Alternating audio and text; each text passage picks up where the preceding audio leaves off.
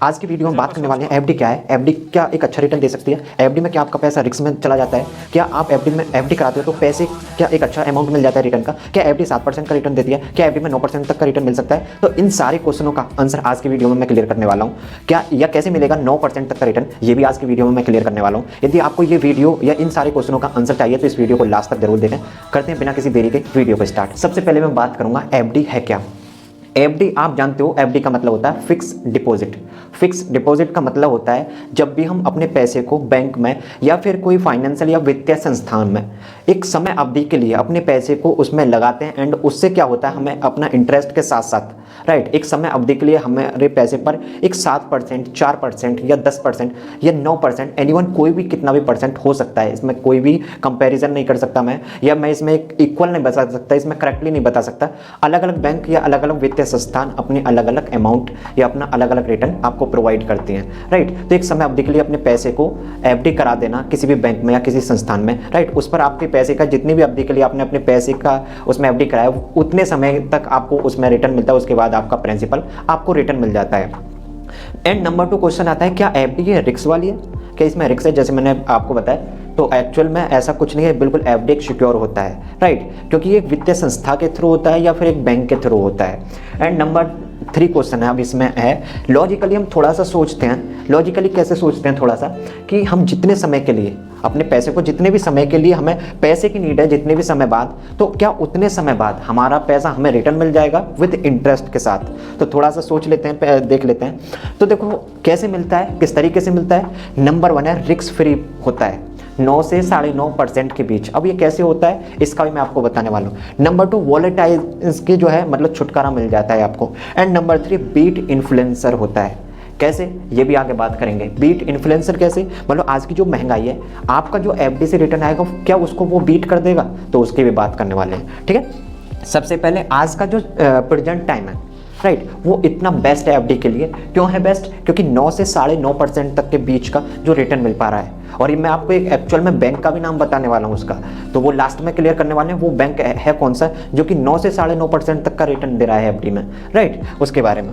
तो कोई मैं ऐसे बैंक की बात नहीं करूंगा या कोई ऐसी चीज़ों की बात नहीं कर रहा जो कि कॉर्पोरेट डिपॉजिट हो, या कोई मैं ऐसी चीज़ों की नहीं बात कर रहा जो कि एनएफसी हो या फिर कोई कोऑपरेट बैंक हो, उनकी बात नहीं कर रहा।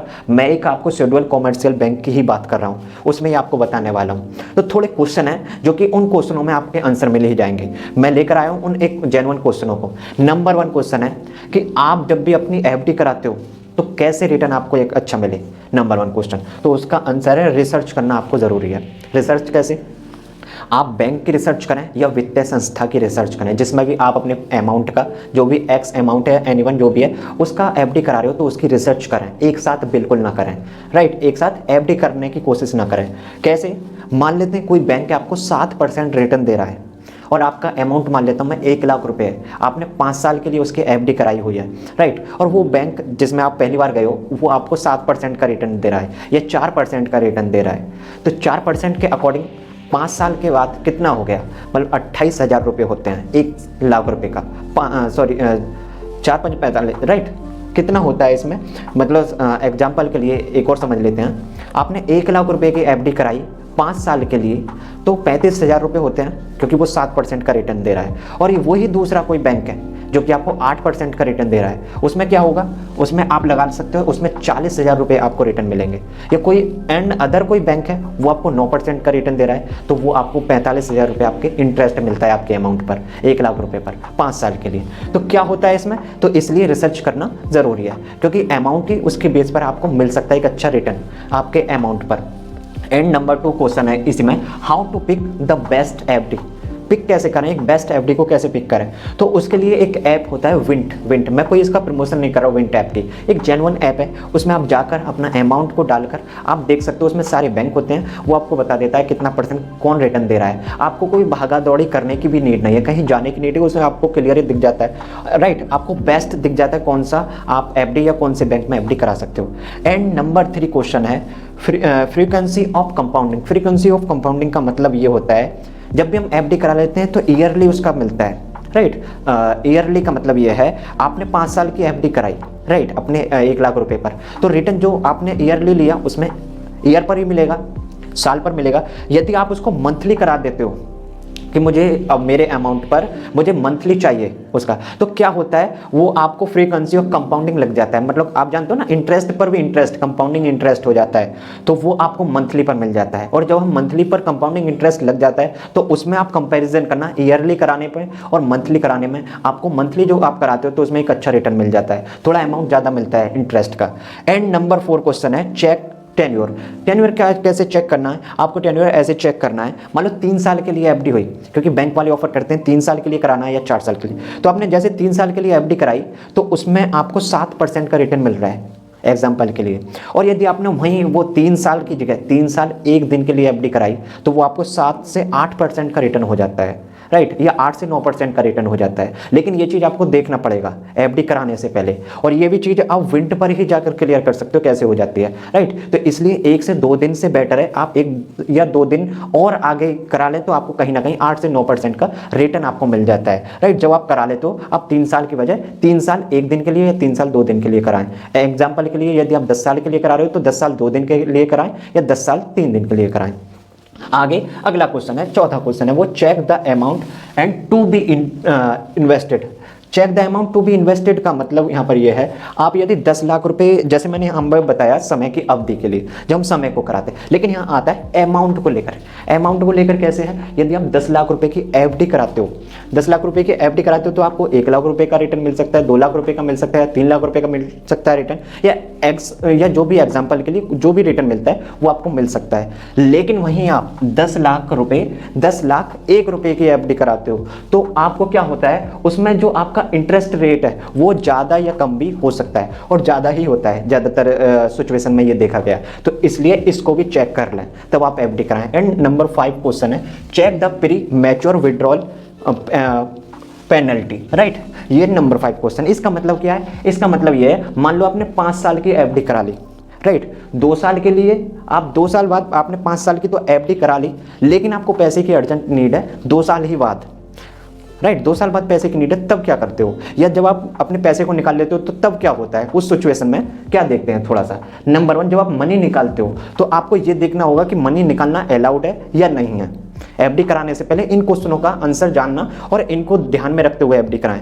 एंड नंबर 2, ये देखना होगा मनी निकालने पर, जब आप मनी निकाल लेते हो सिचुएशन थोड़ा खराब हो जाती है और आपने 5 साल की एफडी कराई लेकिन आपको 2 साल बाद ही आपका अमाउंट चाहिए, तो तब क्या होगा, तो जब आप मनी निकाल लेते हो तो आपकी पेनल्टी कितने % की लगती है ये भी आपको चेक करना होगा, तब आप एफडी कराएं। एंड अगला जो क्वेश्चन आता है वो छठा क्वेश्चन ये है, इसमें check for senior citizen advantage. Senior citizen advantage कैसे, इसका समझ लेते हैं थोड़ा सा इसका भी। जब आप सीनियर सिटीजन की एज में पहुंचते हो, सीनियर सिटीजन की एज में, तो आपको रिटर्न क्या होता है 0.5% बढ़ जाता है आपका रिटर्न। एग्जाम्पल के लिए समझ लेते हैं, यदि आप आज 59 साल के हो, राइट, और आपकी कुछ समय बाद 2 महीने बाद या 3 महीने बाद आपकी जो एज है वो 60 साल होने वाली है, तो तब आप 60 साल में हो जाते हो, तब आप एक सीनियर सिटीजन एज में आ जाते हो। और मैंने बताया सीनियर सिटीजन एज में जब हम आ जाते हैं तो हमें क्या होता है 0.5% एफडी पर और बढ़ के मिलता है। तो तब आप जब 60 साल के हो जाते हो या जब आप सीनियर सिटीजन एज में आ जाते हो तब आप एफडी कराएं। इससे ये होता है कि आपको 0.5 और रिटर्न इसमें एक्स्ट्रा मिल जाता है, राइट। एंड नंबर 7 क्वेश्चन इसमें ये है check for safety. Check for safety का भी ध्यान रखें, मतलब चेक फॉर सेफ्टी का मतलब ये है आपने एफडी तो करा ली लेकिन उससे पहले आप अपने अमाउंट की भी सेफ्टी रखें या अपने अमाउंट को रिस्क में ना डालें, राइट, कि मुझे 9% का लेना है तो आप ये भी कंडीशन देख लें 9% का जो भी मिल पा रहा है वो कम मिल पा रहा है या उसमें क्या क्या कंडीशन है वो भी चीज़ आपको ध्यान में रखते हुए एफडी करानी है, क्योंकि अपने पैसे को बिल्कुल पूरी तरीके से 100% रिस्क में ना डालें। नंबर 1, राइट, क्योंकि हाई रिटर्न पर हम क्या करते हैं, जब हमें हाई रिटर्न लेना होता है तो फिर हमें एक हाई रिस्क भी हो जाता है, तो इसलिए उन कंडीशन को ध्यान में रखते हुए। एंड नंबर 2 है बैंकों की कंपैरिजन करें, राइट, तब एक एग्जांपल के कंपैरिजन करोगे तब कहीं ना कहीं आपको एक अच्छा एंड सिक्योर एंड एक कंडीशनल जो भी है उसके आप पढ़ लेते हो, तब आपको एक सिक्योर एंड सेफ्टी का भी आप ध्यान रख लेते हो, तब आप उसमें एफडी करें, क्योंकि बेस्ट भी रिटर्न मिलता है और आपका जो पैसा है वो भी सेफ्टी रहता है उसमें, राइट। तो ये चीज़ करें तभी आप एफडी करने की कोशिश करें। ओके, तो अगला आता है where should you get FD from. मतलब ये है हम एफडी कहाँ कहाँ कर सकते हैं जो हमें रिस्क भी कम हो और रिटर्न भी काफ़ी अच्छा हो, तो उसकी बात करते हैं। नंबर 1 है schedule commercial bank. Schedule commercial bank क्या होते हैं ये देखो, इसमें क्या होता है आपके नॉर्मल बैंक आते हैं, स्मॉल फाइनेंस बैंक आते हैं। क्यों? इसमें क्या होता है, इसमें आपका जो दोनों में 5 लाख तक का जो डिपॉजिट है वो आपको मिल जाता है। एग्जाम्पल के लिए मैं आपको बताना चाहूँगा, मान लो आपने एफडी कराई, आपने 5 लाख रुपए की एफडी कराई कोई भी स्मॉल फाइनेंस बैंक में या नॉर्मल बैंक में, तो यदि वो बैंक डूब भी जाता है तो आपका जो 5 लाख रुपए वो आपको मिल जाता है, राइट। तो इसका ये बेनिफिट है, आपको 5 लाख रुपए तक का डिपॉजिट आपको रिटर्न मिलता है, तो इसलिए इसमें रिस्क नहीं है। तो ये है। और अगली मैं बात करता हूँ हाई रिटर्न वाले बैंक में, यदि आप एफडी करा रहे हो, राइट, यदि आपको लगता है कि इनसे भी ज़्यादा कोई हाई रिटर्न वाला बैंक मिल पा रहा है जिसमें आपको रिटर्न काफ़ी अच्छा मिल रहा है, तो याद रखें 5 लाख से कम ही एफडी कराएं, क्योंकि उसमें आपको कहीं ना कहीं आपका जो अमाउंट है वो मिलने की संभावना रह जाती है, राइट। एंड नंबर 2 आता है कोऑपरेट बैंक्स। कोऑपरेट बैंक क्या होते हैं? इसमें आपकी जो हिस्ट्रिकल जो आजकल देखी गई है हिस्टोरिकल, तो कोऑपरेट जो बैंक थे वो आज डूबते ही चले गए थे, तो इसलिए मैं इसके लिए आपको I am not suggestive, right, क्योंकि इनमें रिस्क ही काफ़ी हाई लेवल का होता है। एंड नंबर 3 है NBFCS, राइट। इसमें क्या मोस्टली केसेस में NBFCS ने मतलब रिटर्न दिया है एंड काफ़ी अच्छा रिटर्न दिया है, लेकिन इसमें जो कंपैरिजन करूं मैं किसकी, शेड्यूल कमर्शियल बैंक की, तो इसमें तो सबसे ज़्यादा रिस्क है, इसमें कोई मिलता भी नहीं, तो इसलिए मैं इसके भी आपको I am not suggestive, right. And number 4 है कॉर्पोरेट टीम डिपॉजिट। इसमें कॉर्पोरेट टर्म्स डिपॉजिट में क्या होता है, इसमें आपकी जो कंपनी की एफडी होती है, आपको पता है जब भी कोई भी कंपनी यदि एफडी कराती है, यदि आप उस लालच में इसमें जाकर आप एफडी भी करा लेते हो, राइट, कंपनी के एफडी, तो इससे क्या होता है, रिस्क काफ़ी हाई लेवल का हो जाता है और पैसे की भी संभावना नहीं होती है कि आगे आपके फ्यूचर में आपका अमाउंट पूरी तरीके से मिल जाएगा या नहीं मिल पाएगा, तो इसलिए मैं आपको इसका भी I am not suggestive, right. And 4 point तो ये हो गए जिसमें हम इन्वेस्ट कर सकते हैं, जिसमें हम एफडी करा सकते हैं, तो मेरे बेस पर अभी तक तो ये सिविल कमर्शियल बैंक ही बेस्ट है, क्योंकि रिस्क भी कम है एंड रिटर्न भी काफ़ी अच्छा है, एंड 5 लाख तक का जो आपका डिपॉजिट है वो आपको मिल जाता है। एंड जो आता है अगला है how do you maximum return and minimum risk. इसका मतलब ये है हम ऐसी जगह कहाँ कैसे इन्वेस्ट करें जहाँ हमें रिटर्न भी काफ़ी अच्छा मिले लेकिन रिस्क भी कम हो। तो नंबर 1 है इसमें पॉइंट है निवेश की अवधि का चयन करें। निवेश की अवधि का कैसे चयन करें? जब भी आप एफडी कराएं तो उसमें आप एक लंबे समय के लिए एफडी कराएं, क्योंकि जब हम लंबे समय के लिए एफडी करते हैं तो रिटर्न भी काफ़ी अच्छा मिलता है।